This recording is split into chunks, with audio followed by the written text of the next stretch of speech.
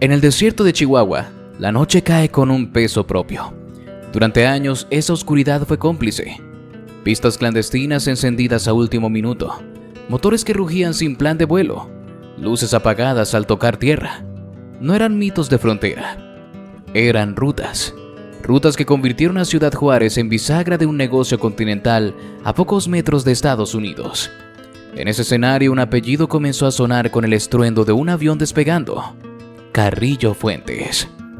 A finales de los 80 y durante los 90, Juárez dejó de ser únicamente un paso fronterizo para convertirse en el centro logístico del tráfico de cocaína que venía de Sudamérica y se distribuía hacia el mayor mercado del mundo.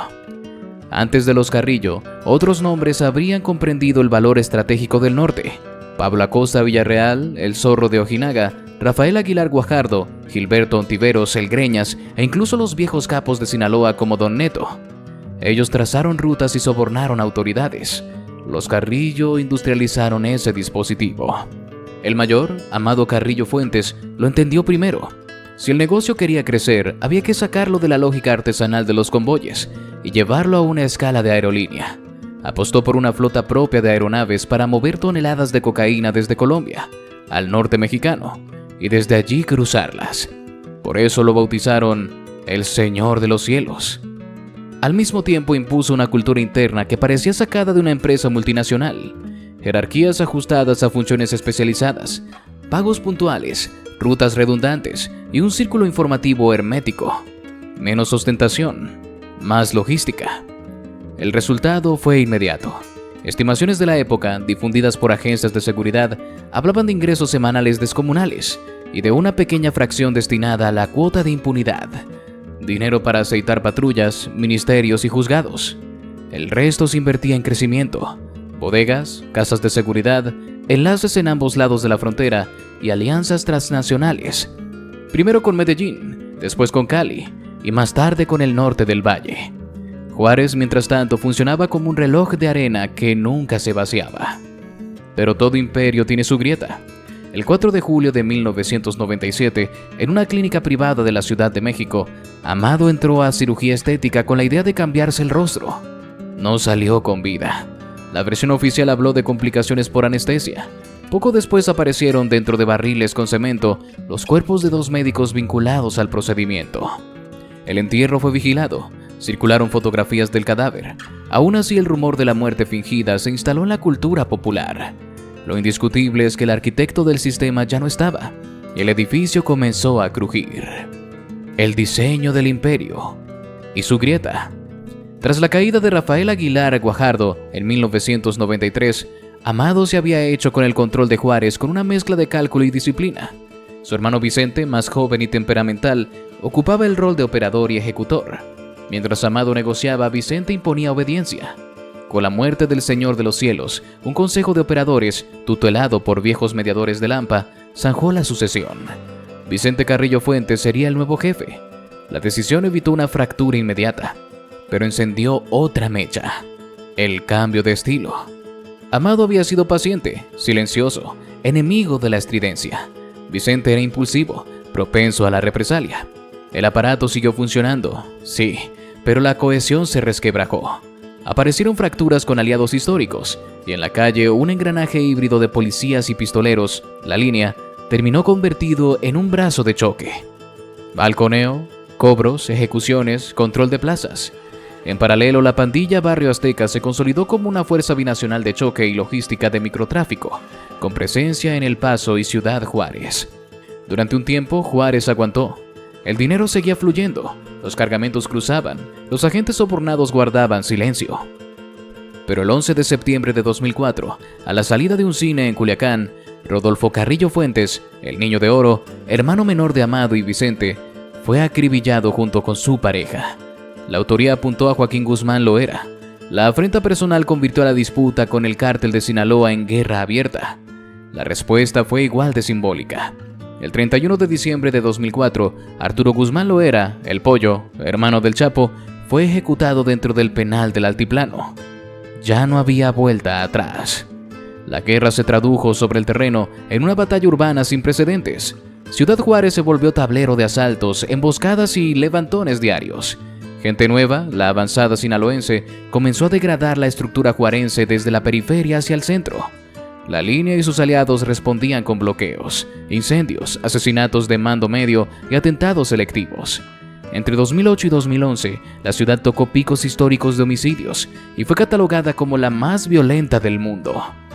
Las cifras frías ocultan lo esencial: rutinas rotas, comercios bajando cortinas al atardecer, escuelas cerrando por balaceras, hospitales colapsados de heridos, barrios viviendo bajo un toque de queda no declarado. Miles huyeron. Quienes se quedaron aprendieron a no mirar. El Estado entró con operativos militares y policías federales. La medida pretendía contener, pero abrió otra polémica: la percepción de arbitrariedad. Sectores académicos y periodísticos concluyeron que la presión terminó desequilibrando la balanza a favor de Sinaloa. La otra cara de la guerra fue la infiltración institucional. Policías municipales y estatales procesados por vínculos con la línea, expedientes que describían una nómina secreta de sueldos criminales y funcionarios que cruzaban la delgada línea entre el uniforme y el soborno. Para entonces el modelo corporativo heredado de Amado seguía más inercial que real, pero sin arquitecto. El viceroy intentó contener con alianzas. Acercamientos con Beltrán Leiva y Zetas le dieron respiro, hasta que el asesinato de Arturo Beltrán en 2009 cerró la última válvula. El terreno se achicó. Vicente salió de Chihuahua, se atrincheró en Torreón y se volvió nómada. Menos escoltas, menos ruido, más paranoia. La ciudad en llamas. Y la caída. A partir de 2007, la guerra dejó de ser solo cártel contra cártel para convertirse en guerra por la ciudad. El miedo ocupó los espacios públicos, parques vacíos, restaurantes con sillas apiladas a media tarde, familias que mudaron su vida nocturna a interiores con persianas cerradas. Juárez se reconfiguró alrededor del peligro. La economía local se hundió, el turismo desapareció y miles de habitantes tomaron la carretera hacia otros estados o hacia Estados Unidos. En los barrios más castigados aparecieron las casas en venta, que nadie quería comprar. Mientras tanto, el engranaje de Juárez se sofisticó en lo militar y en lo financiero. La línea operaba como una policía paralela de la plaza. Controlaba avenidas, peajes criminales, cobros a narcomenudistas. Barrio Azteca aportaba a su red binacional, logística para armas, micromercado, trabajo del lado estadounidense. La caja del cártel funcionaba con precisión. Empresas fachada, giros comerciales, bienes raíces y efectivo a raudales, mezclados lo suficiente para resistir auditorías superficiales. En la otra orilla, Sinaloa respondía con gente nueva, sus propias redes de halcones y la ventaja de un mapa de alianzas más amplio. El precio humano fue descomunal. Hubo funerales sin duelo por miedo a la represalia, desapariciones que no entraron a las estadísticas y un tejido social convertido en campo minado. La prensa local caminó una cuerda floja. Publicar demasiado podía costar la vida. Publicar poco era traicionar a los lectores. Así y todo, la ciudad resistió con velatones y marchas que pedían lo evidente: que pararan las balas. El ciclo empezó a cerrarse no por una victoria clara, sino por la fatiga. La presión simultánea del Estado y del cártel rival fue asfixiando la estructura. El 9 de octubre de 2014, en Torreón, Coahuila, un operativo silencioso terminó con la captura de Vicente Carrillo Fuentes. No hubo disparos. Lo hallaron con una escolta, sin blindaje, después de meses de vigilancia discreta.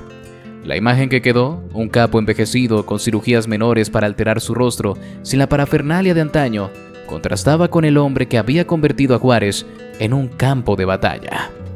Años después, la justicia mexicana dictó una condena de 28 años por delincuencia organizada, lavado y armas. Parecía el cierre previsible. El último jefe histórico del cártel de Juárez cumpliendo su pena en un penal federal, lejos del mito de su hermano.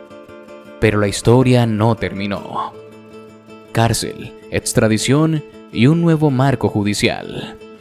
La relación bilateral entre México y Estados Unidos se endureció. Washington reformuló la narrativa sobre los cárteles, amenazas a la seguridad nacional, uso de figuras como terrorismo en el discurso y en ciertos expedientes evaluación de pena de muerte para casos con asesinatos de agentes o violencia extrema. En febrero de 2025, un paquete de extradiciones sin precedentes envió a 29 figuras del crimen organizado a cortes federales estadounidenses, entre ellas nombres históricos y operadores de varias organizaciones. En ese mismo contexto, Vicente Carrillo Fuentes dejó territorio mexicano para enfrentar acusaciones en Estados Unidos por conspiración, narcotráfico y violencia transfronteriza. Fiscales federales anunciaron que evaluarían la aplicación de cargos adicionales bajo nuevas directrices y si procedía el recurso a la pena capital en hechos que la permitieran. No era una certeza jurídica, pero sí un cambio de escenario. El viceroy ya no solo respondía ante un tribunal mexicano, sino ante el país donde su mercancía generó fortunas y tragedias. La pregunta inmediata fue: ¿qué queda del cártel de Juárez? La respuesta corta: un mosaico fragmentado. La línea conserva peso en Chihuahua y, según informes de seguridad, ha enfrentado divisiones internas y coexistido con etiquetas nuevas, como el llamado Nuevo Cártel de Juárez, en una disputa de nomenclaturas difícil de verificar. En paralelo, Sinaloa mantiene su presencia con sus bandas satélite, y el tablero se complica con la ofensiva de otras siglas en el estado.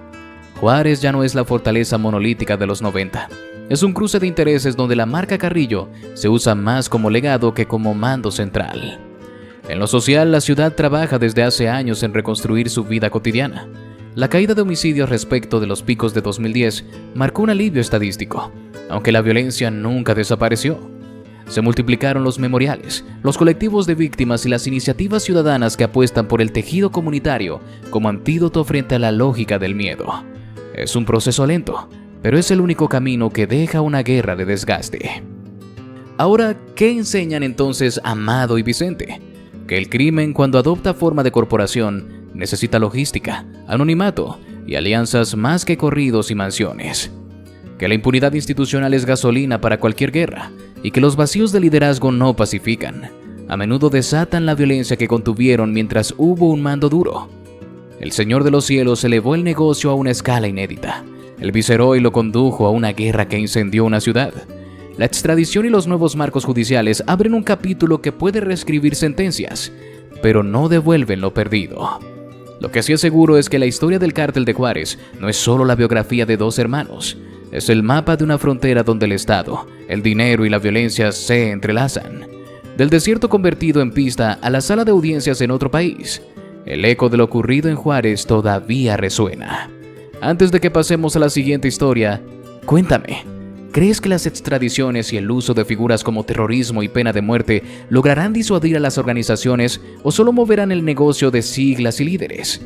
¿Qué deuda sigue teniendo el Estado, en ambos lados de la frontera, con Juárez y sus víctimas después de tantos años de guerra? Si este relato te resultó valioso, apóyalo con tu like, suscríbete y déjame tus comentarios. Tus ideas ayudan a que estas historias no se pierdan en el ruido.